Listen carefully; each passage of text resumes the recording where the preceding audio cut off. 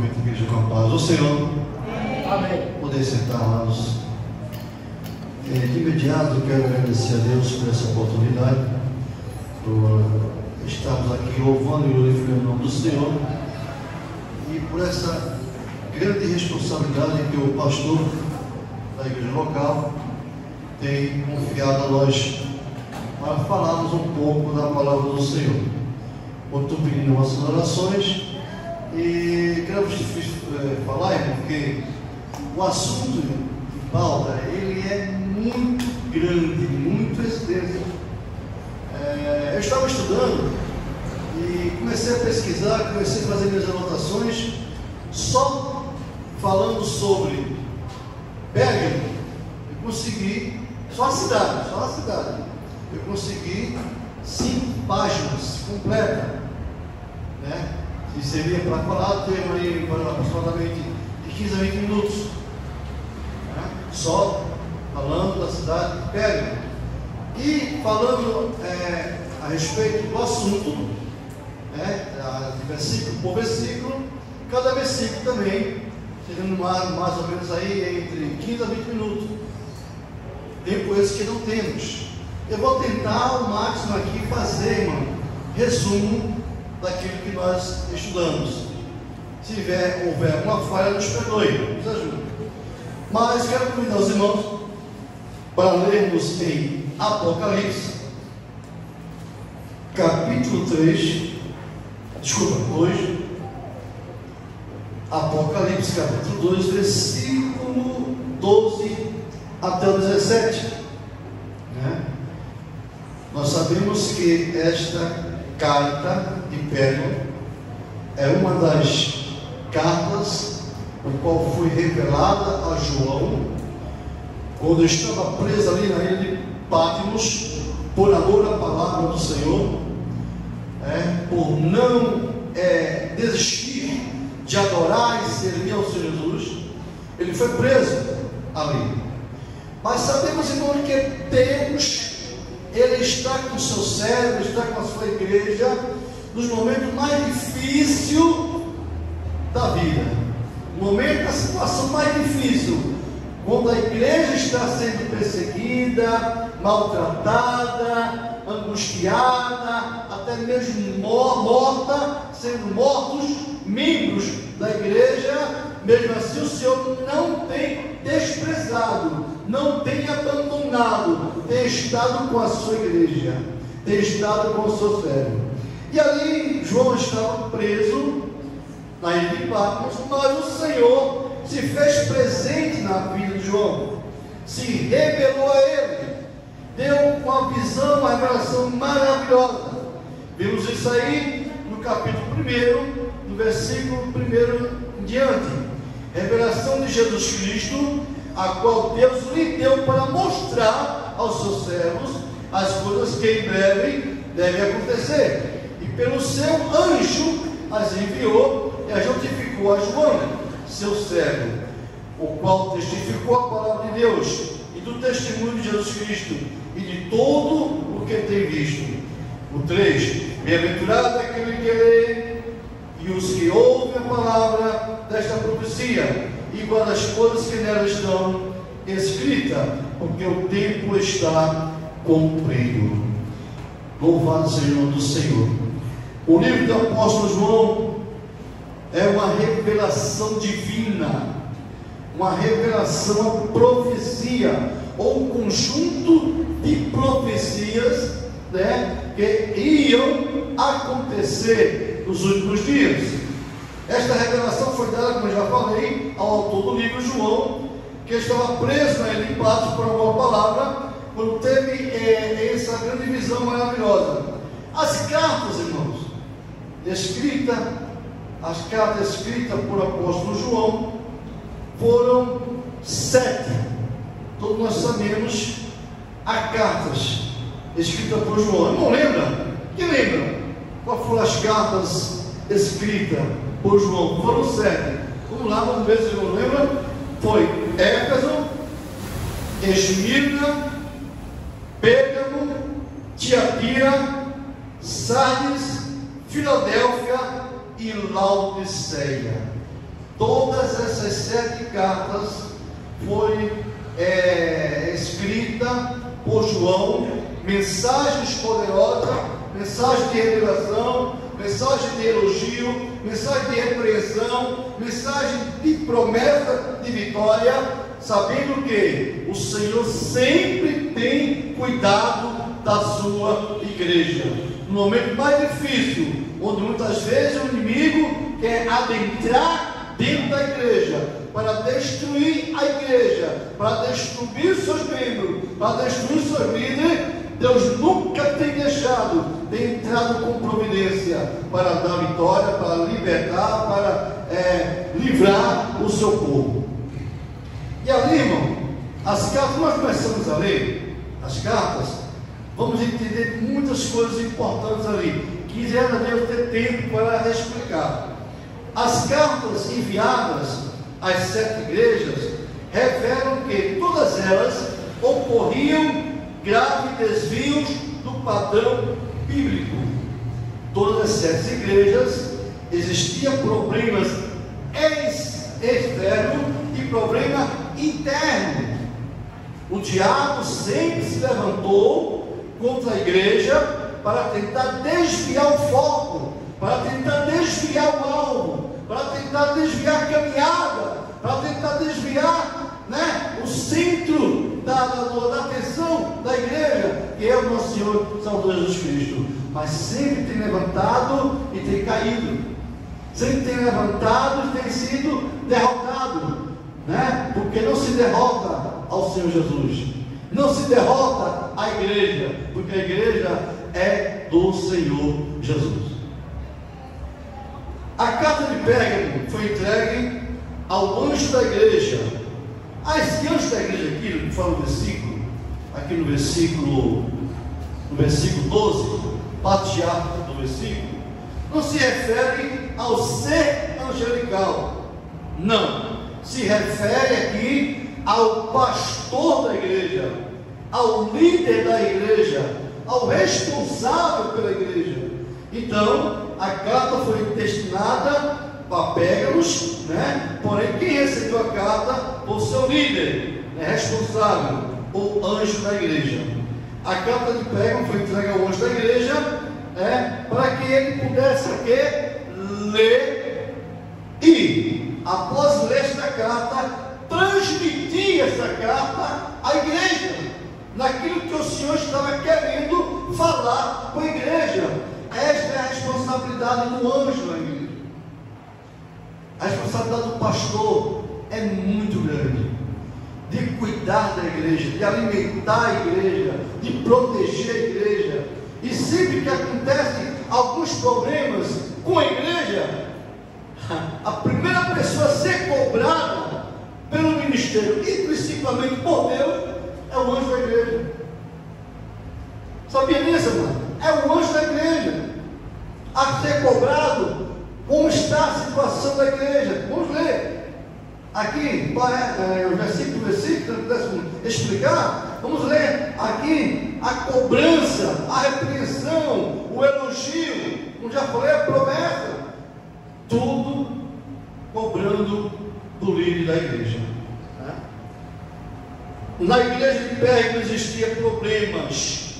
E sabemos que, como povo de Deus, salvo que somos, libertos do pecado e chamados para adorar e cultuar o Senhor, deveríamos não ter problemas internos. Deveríamos não ter problemas internos, porque o problema muitas vezes é interno, e nos atrapalha demais. Já em Pérgamo tinha 2 problemas: o interno e o externo. O externo seria as perseguições, as ameaças, as mortes aos cristãos, e o interno seria problemas doutrinários, onde existia ali um grupo, estou resumindo, um grupo em que se infiltrou entre a igreja para transmitir doutrinas falsas e mentirosas, doutrina que viesse ao contrário daquelas que foi pregada, como a doutrina de Balaão, a doutrina dos Nicolaitas. Estava ali, não foram toda a igreja contaminada, mas grande parte de membros da igreja ali ficaram contaminados, né, com aquela pregação, com aquele ensino, né, dos nicolaítas e aqueles que seguiam a doutrina de Balaão, né? A doutrina de Balaão, nós sabemos, quando vamos ler lá em Números, capítulo 22, 23, 24 e 25, vamos ler ali que Balaão foi contratado por o rei daquela época para destruir, para amaldiçoar Israel. Ele estava com medo que Israel invadisse e vencesse ali aquela cidade, tomasse aquela cidade, ou matasse eles. E Balaão foi contratado por esse rei para que amaldiçoasse a Israel. Por 3 vezes foi feita essa tentativa, e por 3 vezes Balaão não conseguiu. Sabe por quê? Não se amaldiçoa o que Deus abençoa. Deus abençoou, está abençoado, você não abençoa. E foi reconhecido isso por Balaão. Falou para o rei, né? Mas mesmo assim, sabe que o diabo é astúcio. Os inimigos da igreja é astúcio. Ele quer ver a derrota da igreja, ele quer ver a derrota do povo de Deus, e procura para estratégia. Ele não desistiu e continuou insistindo para que houvesse um meio de parar o povo de Israel, de parar o avanço de Israel, né? Mas ali montou uma estratégia diferente. Começou com Balaão, conseguiu, né, a ação de Balaão, conseguiu mudar o pensamento de Balaão, e foi o que Balaão fez, concordou com eles, para que eles pudessem incentivar Israel a comer do sacrifício oferecido a ídolos, né? E também a se prostituírem. E o que aconteceu? Ali aquela doutrina, aquele ensinamento chegou até grande parte dos israelitas, que realmente comeram, né, a comida sacrificada a ídolos, que era proibido pela palavra de Deus, é proibido pela lei, e se prostituíram com mulheres estrangeiras, e também era proibido, segundo a palavra, e ali foi contaminado, entrou pecado em Israel. Conseguiu aí Satanás, na vida de Balaão e do rei, a contaminar a parte ali dos israelitas. Mas Deus sempre tomou providência. Deus sempre, irmão, está alerta, Ele não dorme. Eu disse, o guarda de Israel não dorme, ele está sempre atento. Balaão foi morto por causa disso, a fio da espada, por trair Israel e por levantar essa armadilha contra Israel. Todo aquele que se levanta contra Deus, contra a sua igreja, Deus entra com providência. Não adianta levantar contra a igreja do Senhor, não adianta levantar contra os anjos da casa do Senhor, os ungidos da casa do Senhor, porque Deus entra com providência. Os problemas da cidade não era só esse, problemas internos, doutrinário, como já falei também, as perseguições e as ameaças. Mas a cidade também é o centro do paganismo. Era assim, uma cidade que tinha cultos e adorações a outros deuses, e era-se obrigado também a adorar o imperador. Tinha ali uma ordem, tinha ali uma lei que obrigava os moradores daquela cidade a adorar e venerar ali culto ao imperador. E aqueles que não adorassem o imperador e outros deuses, aqueles que não cultuassem a outros deuses e muito mais ao imperador, seriam mortos, seriam destruídos, certo? Era ameaça acima de ameaça. Mas, irmão, a igreja que é firme no Senhor, ela não volta atrás, ela não se arrepende de ter aceito Jesus como Salvador e tê-lo como Senhor da sua vida, e aquilo que ele aprendeu não volta atrás. Ela olha para Jesus, autor e consumador da nossa fé.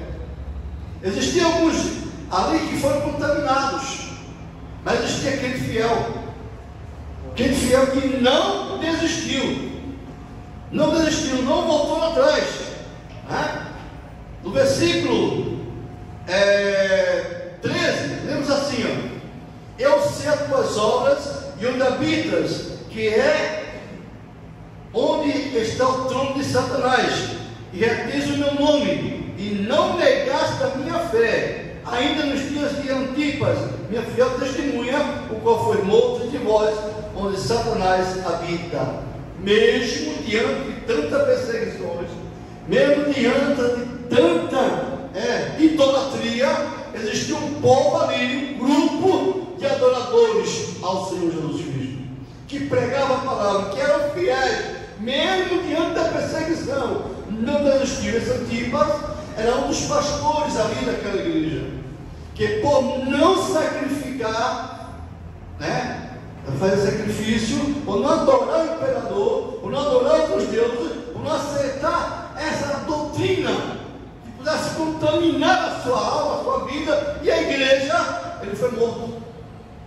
Ele foi morto, irmão.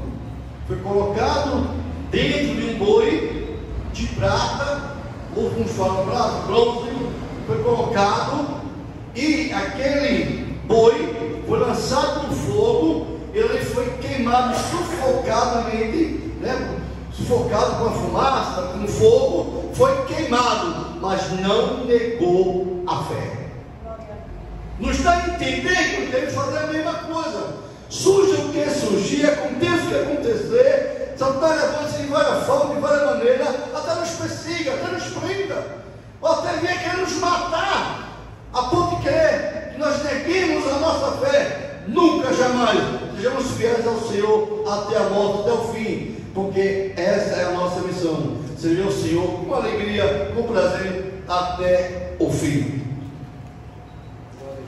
Como já disse, naquela época lá existia adoração a deuses, vários deuses, entre eles os deuses Zeus, Hera, Atena, Dionísio e Escépio, né? Esses deuses, irmãos, eram venerados pela população de Pérgamo. O deus Zeus, ele era considerado o deus dos céus, deus do raio, deus do trovão. O deus Dionísio era o deus do vinho, das festas, do teatro, e da alegria. O deus Escépio ou Esculápio era filho de outro deus chamado Apolo. O imperador também teve que ser adorado, como já falei, Ela era um centro importante de adoração real e fiel ao imperador. E aqueles que não fossem adorador ao imperador, não adorasse o imperador, seria morto, Mas vamos aqui, irmão, no versículo 13, uma expressão que me chama a atenção: eu sei as tuas obras. Versículo 12, o anjo da igreja que está em pé, no escreve, diz aquele que tem a espada, acuda de 2 gumes. O 13, eu sei as tuas obras, onde habitas, que é onde está o trono de Satanás, e retes o meu nome, e não me negaste a minha fé, ainda nos dias de Antipas, minha fiel testemunha, o qual foi morto entre vós, onde está Satanás. E o versículo que chama atenção, a expressão é: eu sei as tuas obras. Nós vemos aqui a onisciência do Senhor Jesus. No Salmo 139, versículo 1 a 7, alguém pode me ajudar, por favor? Salmo 139, versículo 1 a 7, nos fala ali sobre a onipotência, onisciência e onipresença do Senhor. Nada escapa da sua presença. Ele vê tudo, ele sabe tudo, ele nos conhece por dentro e por fora. Ainda que algumas pessoas não nos entendam, mas o Senhor nos entende. Ainda que algumas pessoas não vejam o que nós mas o Senhor vê. Então ele fala para aquele anjo daquela igreja: eu sei as tuas obras, eu conheço, ou seja, eu sei que tu és fiel a mim, eu sei que tu és sincero a mim, eu sei que tu tens pregado a minha palavra, eu sei que tu tens sido o orientador da minha igreja. Porém, lá no versículo diante, vamos ver ele falando: tenho porém contra ti. Vamos ler, por favor, irmão, versículo de 1 até o 7, rapidinho. Senhor, tu me sondastes e me conheces, tu sabes o meu assentar e o meu levantar, de onde entendes o meu pensamento, cercas o meu andar e o meu deitar, e conheces todos os meus caminhos. Sem que haja uma palavra na minha língua, eis que o Senhor tudo conhece. Tu me cercastes em volta e puseste sobre mim a tua mão.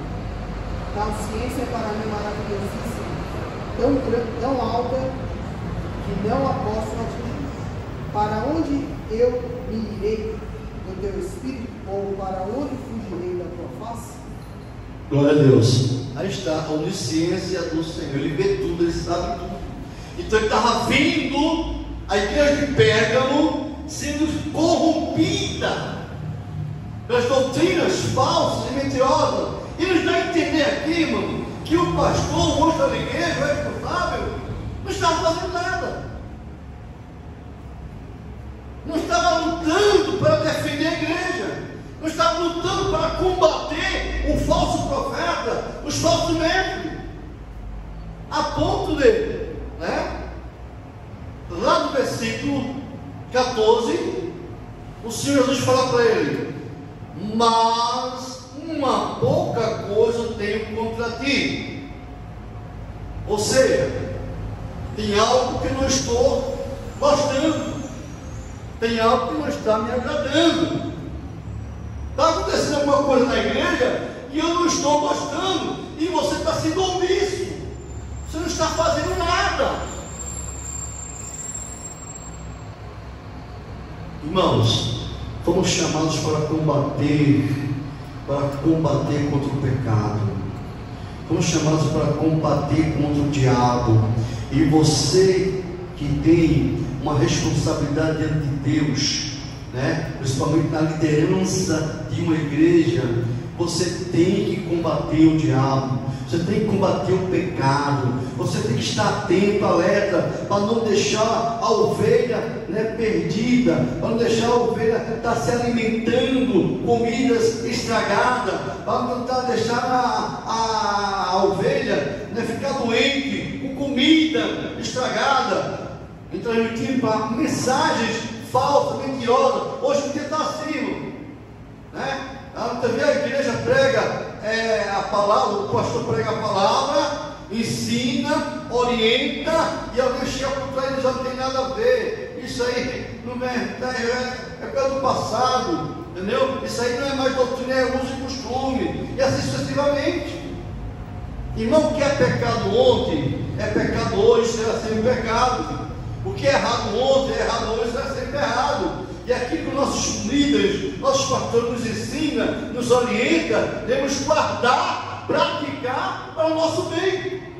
Porque a igreja precisa estar na santificação, na santidade, para servir ao Senhor, mas também para ir para a eternidade com Cristo. Seguir a paz com todos e a santificação, sem a qual ninguém verá o Senhor. Ninguém. Ele pode ser pastor, pode ter credencial, ele pode ser um diácono, pode ser cantor, ele pode ser o que for na igreja, mas se ele não tiver, nós não tivermos a santidade, jamais veremos ao Senhor. E para isso precisamos, cada dia mais, ler a Bíblia, buscar o Senhor, obedecer a doutrina da igreja, obedecer o ensinamento da igreja, não nos contaminar com o ensinamento falso e mentiroso que surge muitas vezes dentro da igreja, falsos profetas, dentro da igreja, ensinadores, com doutrina, com ensinamentos contrários à palavra do Senhor.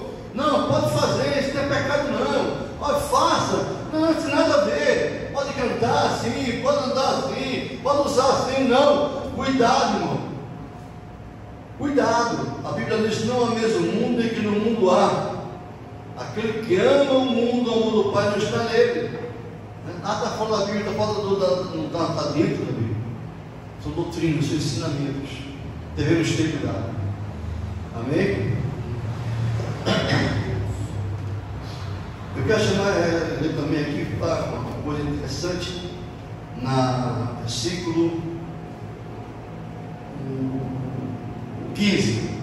Assim diz também os que seguem a doutrina dos nicolaítas, o que eu aborreço. Lá em Éfeso, ele fala: o que eu odeio. É isso mesmo? Enquanto Éfeso também, junto com o Senhor Jesus, odiava a doutrina dos nicolaítas, aqui em Pérgamo, eles abraçaram, eles aceitaram. Alguns membros aceitaram a doutrina, o ensinamento. Não se sabe muito quem eram os nicolaítas, não se sabe muito. Há alguns que dizem que era discípulo de Nicolau, o qual fundou este grupo, mas algumas outras interpretações. Certo é que essa doutrina, esse ensinamento, estava invadindo a igreja e desviando a muitos. Cuidado, irmão. O que você ouve aqui da parte do seu pastor local, dos seus obreiros auxiliares, das irmãs de Deus que aqui prega, que aqui orienta, obedeça, receba, pratique, Deus vai te abençoar. O que sair dessa informação, dessa orientação, dessa mensagem, é anátema. É anátema. Cuidado, preste bem atenção naquilo que muitos aí pregam. Muitas pessoas falam assim: eu não vou estudar doutrina no cantinho no CAE1, porque sabe, ali eu vou para outro lugar, vou para outra igreja, vou para outro ministério, vou lá, vou ouvir outra palavra, vou ouvir outra doutrina, vou comer outra comida. Acontece o quê? Vem para cá doente, vem para cá com pensamentos tudo atrapalhado, ensina aqui uma coisa e aprende lá outra. Ensina aqui que deve amar ao Senhor, deve servir ao Senhor com santidade. Lá é diferente. Venha, fique como está, faça apenas louve ao Senhor, adore ao Senhor, apenas contribua. Mas isso aí é coisa do homem, é doutrina do homem, é ensinamento do homem, e você vai se aprofundando a ponto de desviar-se do foco. Tenho 43 a 44 anos de evangelho.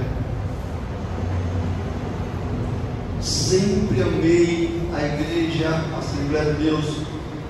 Sempre amei a sua doutrina, o seu ensinamento. Como membro da igreja Assembleia de Deus, participei de vários eventos, de vários trabalhos do Senhor. Sempre convivi com os ministros da casa do Senhor. Sempre convivi com o ministério, e nunca fiquei decepcionado com o ensinamento da igreja. Nunca me atrevi a aprender outro ensinamento que não fosse o da igreja. Tenho lido, tenho estudado por curiosidade, para saber, para comparar, mas seguir jamais. Por quê? Porque tenho visto que a Assembleia de Deus até hoje tem pregado a sua doutrina, tem pregado a sua palavra. Então, irmãos, fique na vocação que foi chamado, fique na vocação que foi chamado para louvar, glorificar a Deus e aqui aprender a palavra do Senhor. Onde possa aprender a palavra do Senhor? No estudo de doutrina, na escola dominical, certo? Lendo a Bíblia, fazendo aí um curso teológico médio, básico ou bacharel. Tem várias formas de se aprender, mas não deixe, irmão, de comer a verdadeira palavra, a verdadeira mensagem, a verdadeira doutrina da Bíblia, que se prega da Igreja Assembleia de Deus. Amém? Só que no versículo 16, temos aqui uma cobrança, uma reprovação, uma repreensão. Arrepende-te, pois, quando não, em breve virei a ti, e contra eles batalharei com a espada da minha boca. Ei, tu és testemunha fiel, tu és o meu anjo, eu tenho gostado da tua fé, eu estou te elogiando, porém eu tenho contra ti que você está apoiando doutrina de Balaão, doutrina dos nicolaítas. Porém, arrepende, porque senão eu vou vir contra ti em primeiro lugar, e contra eles quem? Contra a igreja, daqueles que assumiram, né, e apoiaram a doutrina dos nicolaítas e a doutrina de Balaão. Deus, ele não deixa, ele não brinca de ser Deus, ele é Deus, ele não brinca de ser o Senhor, ele é o Senhor, entendeu? Ele abençoa, mas também ele cobra, ele abençoa, mas também ele repreende, né? Olha aqui, ó. Assim tens, não arrepende, pois, quando não em breve virei a ti, e quando a eles batalharei, e com a espada da minha boca. Nós vimos que no versículo 12, o Senhor Jesus se apresenta como a espada aguda de dois gumes. Espada aguda de dois gumes. A espada de dois gumes. A espada de dois fios, o de um lado e o do outro, né? E essa espada, nós sabemos para que servia a espada antigamente: para defender e para atacar. Antigamente os romanos usavam muito essa espada para matar os cristãos, para destruir os cristãos. E espada na Bíblia significa poder, autoridade. Então o Senhor está falando aqui, ó: eu vim contra ti com a minha espada, meu poder, minha autoridade, e sobre ti lançarei a autoridade, ou seja, palavra de justiça contra ti e contra a igreja, se tu não se arrependeres. Se tu não se arrepender, se a igreja não se arrepender e não voltar a me servir, a me adorar, a obedecer a verdadeira doutrina, a verdadeira palavra, virei contra ti com palavra de juízo, de justiça. Irmãos, Deus é amor, vai também é justiça. Quando você, ser humano, tem algo de valor, algo importante, né, e que alguém vem e toma de você, você fica furioso, você faz de tudo para adquirir de volta aquilo que você perdeu, que aquele inimigo, aquela pessoa tomou de você. Não é assim? De igual modo o Senhor, Ele comprou a igreja com seu sangue.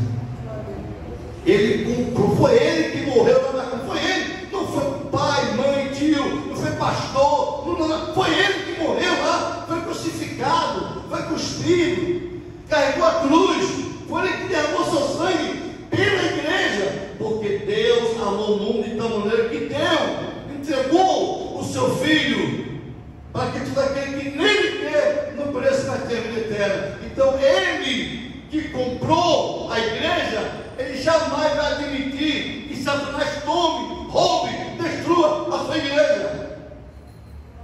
Ele mesmo falou que a porta do inferno não prevaleceria contra a sua igreja. Por quê? Porque Ele é o Senhor, porque Ele é dono, porque Ele guarda, porque Ele protege, porque Ele está sempre na liderança, sempre vigiando, guardando e protegendo. Louvado seja o nome do Senhor. E no versículo 17, finalizando, sabemos que tem uma expressão muito bonita aqui: quem tem ouvido ouça o que o Espírito diz à igreja. Ao que vencer, darei eu a comer do maná escondido, e darei uma pedra branca, e na pedra um novo nome escrito, o qual ninguém conhece senão aquele que o recebe. Ou seja, tem aqui uma promessa.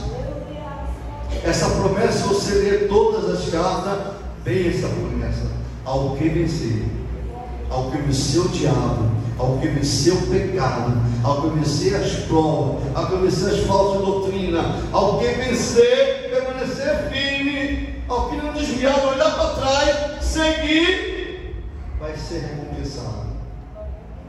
amados, que possamos ter essa atitude no nosso coração. Não brincarmos de ser crente. Não brincarmos. Eu estava olhando esse dia, eu sou me lembro que minha cabeça, só na cauda, de um pregador muito famoso que disse assim, a vida é curta, mas a eternidade é longa. Não brinque com a sua alma. Vou repetir. Esse pregador famoso chamado Billy Graham, ele falou: a vida é curta, mas a eternidade é longa. Não brinque com a sua alma. Amados irmãos, nós possamos ser crentes verdadeiros, crentes sinceros, crentes realmente que tenhamos um compromisso com o Senhor, de amá-lo, de servi-lo, mesmo diante das provas, das lutas, das perseguições, das ameaças. E quero vos aqui orientar que isso que nós estamos aqui, participando, amados, vai fechar. As portas vão fechar. Se você estiver lendo Bíblia, se você estiver acompanhando as profecias bíblicas, se você estiver acompanhando os noticiários, se estiver por dentro das notícias, você vai sentir, o Espírito Santo vai te revelar que está bem próximo de Jesus e as perseguições vão aumentar. A nossa liberdade não vai ser total assim. Temos que aproveitar o tempo que temos, a liberdade que temos para adorar o Senhor, para buscar o Senhor. Por isso nós também chamamos você: venha à escola dominical, venha ao culto de doutrina, venha ao culto do seu coração, venha participar dos trabalhos, irmão, que levantemos nós com prazer, com alegria, para servir ao Senhor, e agradecimento também a Ele por tudo que Ele tem nos dado. O que você pode dar? O que darei eu ao Senhor, diz o salmista Davi, por todos os seus benefícios? Você tendo recebido bênção, cura, libertação, salvação, proteção, família, trabalho, e etc, e etc. O que fazer para agradecer a Deus? Não tem, a gente tivesse a riqueza maior do mundo, aí com valores imensos, aí, altos, não poderiam dar ao Senhor, porque Ele é dono do ouro e da prata. Não cobriria, né, o valor pago por quem tem feito por nós. A única coisa que podemos é retribuir nossa pequenez, nossa falha, é adorar a Deus com alegria, é servir a Deus com alegria, até o dia da nossa partida para a eternidade, ou a sua vida, que não está longe, está próximo. Amado, prove Deus que tenha transmitido alguma pouca coisa do que nós estudamos. Eu confesso aos irmãos que, como volto a repetir, o assunto é muito extenso, não dá para em 40 minutos nós falarmos alguma coisa. Eu só, vou repetir, só em relação à cidade, as informações da cidade pegam, consegui 5 páginas, 5 a 6 páginas, a informação da cidade. Quanto ao assunto e pauta, do versículo 12 até o 17, cada versículo 15 a 20 minutos. Isso com referências bíblicas. Não dá para nós devorarmos tudo. Eu apenas fiz uma pequena referência aqui, por causa do tempo. Mas pelo Deus do dia, quem sabe a gente pode nos expandir mais. Orientado pelo pastor, ele saiu, ele precisou sair. Estamos aqui para autorizar para ele, para nós terminarmos o culto. Antes, porém, terminar este culto, eu quero pedir aos irmãos fazer uma oração especial por Israel. Convido a todos a ficarmos em pé, fazer uma oração especial pelo povo de Israel. Oi, irmão, que negócio é esse? Sim, Israel é o povo de Deus. Sabemos que tudo que está acontecendo é profecia. Tudo que está acontecendo é profecia de Deus. Tá? Profecia. Mas vamos orar pelo povo de Deus e pelo nosso país. Os irmãos sabem que a Polícia Federal, há pouco tempo, eles conseguiram prender algumas pessoas identificadas como terroristas que estavam programando alguns ataques no Brasil. Os irmãos chegaram a ouvir essa notícia, né? Então vamos orar também pelo nosso país, para que Deus nos guarde, nos proteja. Amém? Algo pedido de oração nesta noite, fora essa? Então vamos orar. Senhor, meu Deus, meu Pai, te agradecemos por infinita graça e misericórdia. Muito obrigado, Senhor, nesse momento que passamos em tua presença, louvando, glorificando, exaltando o teu nome, falando sobre a tua palavra. Senhor, eu sou pequeno, eu sou falho, mas tu és Deus todo-poderoso. Que essas palavras, Senhor, possa edificar o teu filho, a tua filha, a ser mais fiel a ti, obedecendo a tua palavra, a tua doutrina, não se desviando nem para a direita nem para a esquerda. Abençoa o teu povo de Israel, abençoa o teu povo de Israel, guarda, protege. Sabemos que é, Senhor, uma promessa bíblica, sabemos que é profecia bíblica, o que está acontecendo, mas é o teu povo. Guarda, protege com a tua vontade. O nosso país também, Brasil. Guarda o nosso país, o nosso presidente, senador, deputado. Deus abençoe a igreja aqui existente no Brasil e em outros países. Por amor do teu santo nome, Pai. São os filhos que estão aqui, vão para as suas casas agora. Despede, Pai, leve, Pai. Protege, guarda. Dá um reino de semana abençoado. Senhor, amanhã, aquele grande culto, aquela grande passeata em inauguração daquele novo templo. Abençoa, guarda e protege. Usa poderosamente o mensageiro da palavra. Deus, enche de poder, ajuda por o teu santo nome. Amém, Senhor. Que a graça do nosso Salvador Jesus Cristo, o amor de Deus, a comunhão do Espírito Santo, esteja com todos nós, hoje para todos sempre. Amém. Terminei 9 horas em ponto, irmão. Se alguém aí perguntar que hora o terminou, porque 9 horas e ponto.